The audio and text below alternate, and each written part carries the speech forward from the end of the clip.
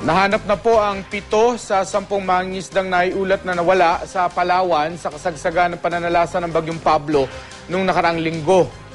Takot namang pumalaot ang mga mangingisda sa Ilocos Provinces dahil kahit wala ng bagyo, medyo malalaki pa rin ang alon. Makibalita tayo kay Katrina Aquino.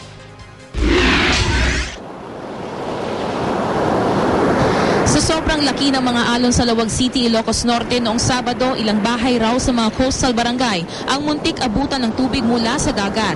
Kwento ng mga residente, pati mga nakatali nilang bangka sa pampang na anod. Wala naman daw nasira dahil mabilis silang nailigpit ang mga bangka.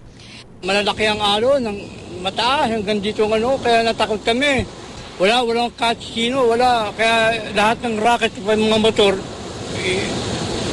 pinataas na namin para sigurado kami. Naging maalon din ang dagat sa Santa Ilocos Sur noong weekend. Naging maulan at mahangin sa lugar. Ang maraming mangingisda ayaw pa rin pumalaot kahit na wala ng bagyo sa bansa. Papalipasin daw muna nila ang 1 linggo bago bumalik sa dagat. Nailigtas naman ang 7 mangingisdang naiulat na nawawala noong Miyerkules sa Palawan. Ayon sa Philippine Coast Guard, bumaligtad ang sinakyang bangka ng mga mangingisda dahil sa taas ng alon at lakas ng hanging dala ng nagdaang Bagyong Pablo. May 3 namang mangingisda sa Palawan ang nawawala pa rin.